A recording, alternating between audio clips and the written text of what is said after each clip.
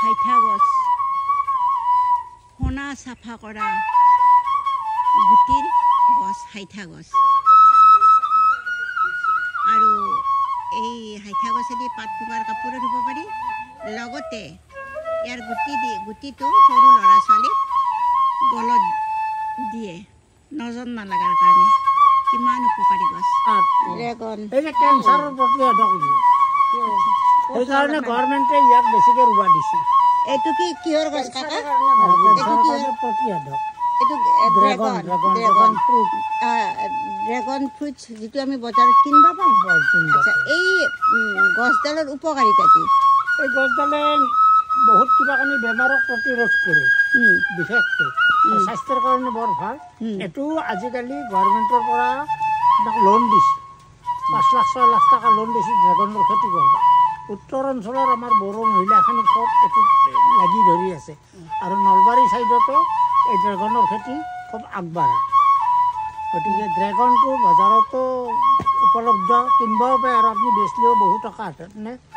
যি খেতিয়কক যি মোদী এটা আঁচনি দিছে যে খুব সোনকালে দুগুণ লাভ হ'ব লাগে তাৰে মাজত এইও এটা খেতি ড্ৰেগনটো ফ্ৰুট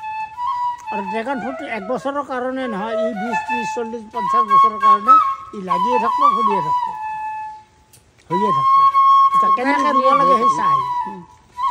এই পাক্কাৰ খুটা ভাষাত ৰুম ড্ৰেগন এটা ৰুম আপোনালোক 8টা 10টা যেনেকৈ পলি চাৰিওফালে বাটি দি এটা ৰুম এই পাক্কাৰ খুটা এই ড্ৰেগন এই কৃষি বামখনত কাকা তোৰ গছ কি আছে আৰু কিহৰ খেতি ইয়াত গছ মানে ইয়াত শাক পাচলি আৰু ফল মূলৰহে আছে আমাৰ এতিয়া 22ডাল মান আছে আমলখি ৰাস্তাৰ কাণে কাণে সকলোৱে আমলখি ল'ৰা ছোৱালীবিলাকে আৰু এই টেঙা আছে কাজি টেঙা নেমু টেঙা কাজি টেঙা নেমু টেঙা আৰু এই বিলাতী বগৰী চব আছে জাৰুৰ গছ আছে জাৰুৰো গছ আছে এইবিলাক চব জাৰু কোনবিলাক জাৰু আমি জাৰু নিকিনো আজি কেইবাবছৰ ধৰি কাজিৰঙাৰ পৰা আমি এই এটা পলি আনি ৰুইছিলোঁ আজি আমি এতিয়া নিজেই জাৰু তৈয়াৰ কৰোঁ আৰু নিজৰে আমাৰ এতিয়া মানে কোনোদিন জাৰু নিকিনো আমাৰ ঘৰখনৰ গুৱাহাটীতো আমি সকলোকে দিওঁ জাৰু জাৰু নিকিনো আমি সেই জাৰু এটা দুখেদৰ পৰা লৈ যাওঁ ঘৰত বান্ধি ল'বা আৰু এই গৰুৰ কাৰণে ঘাঁহ আৰু এতিয়া আমি এই এটা কবি মূলা শাক পাচলি খেতিৰ কাৰণে তৈয়াৰী কৰিব ধৰিছোঁ আমাৰ এই দালচেনি আছে দালচেনিৰ গছ আছে চব আছে আদা দালচেনি চব আছে যি লাগে কেৱল আপেল আঙুৰ নাই আপেল আঙুৰৰ খেতি কৰ আপেল আঙুৰ নাই তাত বাদে যিমান আছে চব আছে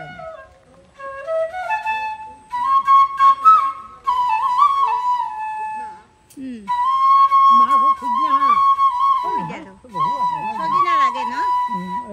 তোৰ দায়িত্ব থাকিম সজিনা লৈ যাবি দেই এইবাৰ নাই এতিয়া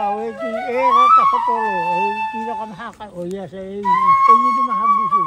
সজিনা শাক ক'তো নাপাওঁ বৰ্তমান আমাৰ একদম পূজা হৈ গৈছে এতিয়া হাল বাই দিম চব মৰি যাব আচ্ছা আৰু সেই ধান আৰু বাৰীত দেখি আছে বহুত ফিচাৰী চিচাৰী চাব লাগিছিল চব আছে আমাৰ লগতে খানাখন ইফালে এডাল গৰু এডাল আচাম নেমু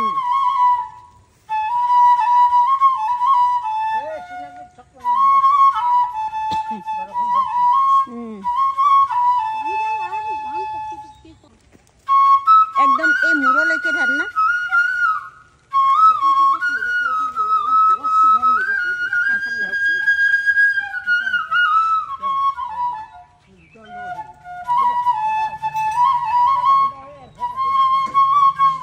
এয়া কেঁচু সাৰৰ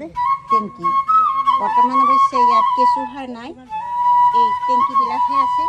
এতিয়া কেঁচুবিলাক কাকা কেঁচুবিলাক ক'ৰ পৰা আনিবি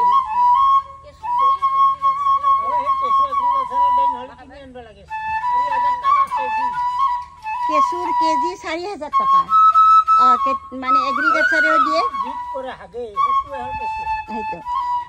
এগ্ৰিকালচাৰেও দিয়ে আৰু কেতিয়াবা কিনি আনিব লগা হয় কেজি হ'ল 4,000 টকা আমিও পৰম ভাগ্যৱান